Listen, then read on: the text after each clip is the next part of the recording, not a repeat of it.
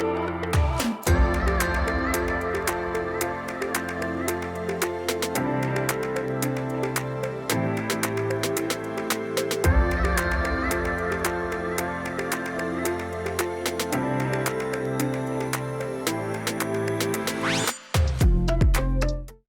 is up, fam? It has been an exceedingly long time since I made a proper YouTube video where I'm not trying to sound all official and crap. Today, before I start jumping back in and making green screen videos like this one, and this one, and this one, and that one, and maybe a few of these, I would actually like to talk about something that I'm super excited for, about the next generation of video game consoles. Like, as most of you know, I'm a PC gamer. I don't actually game on consoles that often, except for the Nintendo Switch, because my God, it's the most beautiful thing ever created. Nintendo, where's that Nintendo Switch 2?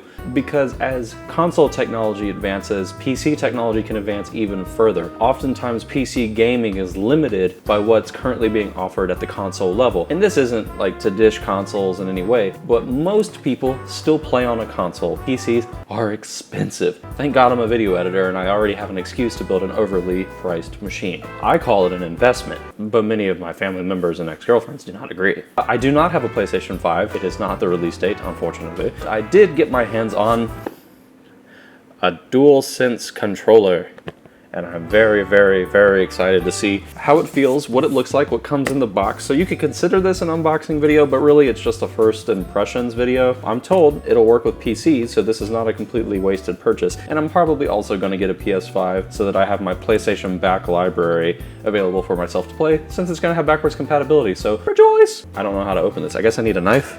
Aha, look at that. I'm a bachelor. You heard it here, folks. In order to be a bachelor, you must have knife. Doodle-doo. Okay, this is like actually legitimately proving kind of difficult to open. Aha, look at that, success.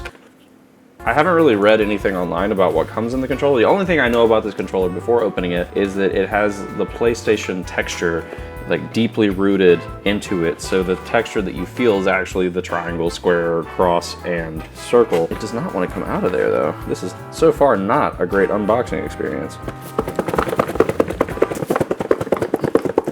Yeah, not a great unboxing experience. God, look at that. Look at that. That's so bad. Sony, what are you doing? Why did you box it this way? This is like such a bad unboxing experience. Look at that. Oh my God. Oh, beautiful. They put the thing on the right side of the box, but there's no peel. So basically, yeah, I'm not the only one that's gonna have that problem. Sony, do better. And what the heck is this? What? Okay, there we go. Okay, that part opened pretty okay. All right, we have controller, and then we also have paperwork, because who in their right mind doesn't enjoy paperwork? The wires? Really? Really? How do you charge it then? Oh, look at that. Ooh, I already feel like it's weighty, very weighty. No wire.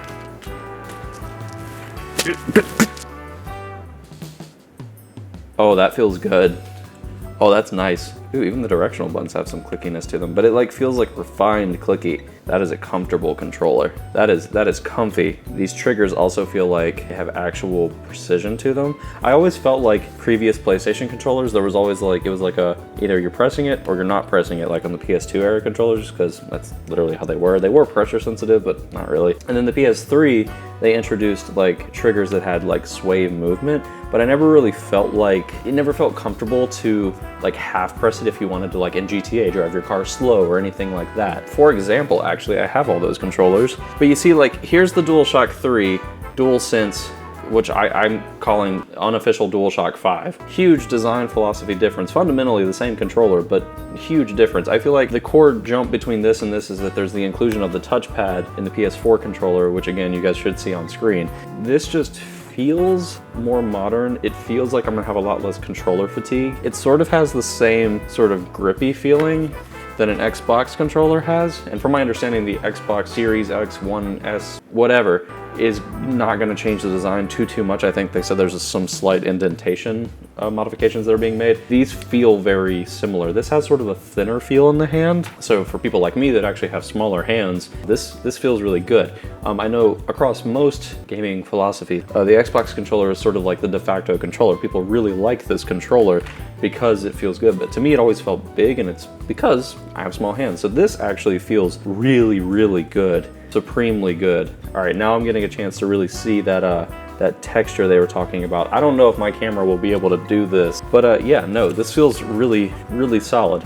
One problem though, Sony is doing this thing that Apple is doing where they're like, oh, we're just not gonna include a charging brick in the box, which for a controller, I totally get not including a charging brick. What I don't get is not including a freaking charging cable. That's annoying. I get that they're trying to cut down on e-waste. That makes so much sense to me, but not including a USB-C cable in the box is kind of, it's a little too early. Like, I get it. In like another year or two, or maybe 3 from now, not including the cable would make perfect sense, but not quite everybody is on USB-C yet.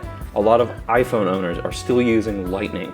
A lot of last gen cell phone users that are, you know, a couple years old, they're not quite on USB-C yet either. People that don't own a Nintendo Switch don't have a giant USB-C charging brick just lying around. A lot of PC users are still using USB 3.0 with a Type A connection port. They're not using current gen USB-C. So I think it was a little too early not to include a cable here, or even just like a USB-A to C cable, which I know is cheaper to manufacture, I believe. Might be wrong on that, don't quote me. I think that was a misstep. I think they should have included the cable, not a charging brick or anything, just even if it was just a short, like 1-footer, just so it can be charged. But as I said, buttons feel clicky. I'll probably put up a first impressions video when I actually have a chance to use it with my PC. That's the unboxing impression video. I'll probably throw in some B-roll, the beginning and end, and somewhere in the middle of this video, just so you guys can see how sleek and sexy it looks. It's a weird thing to say about a controller, because I don't think this can turn me on that much. All right, fam, if you guys like this, hit the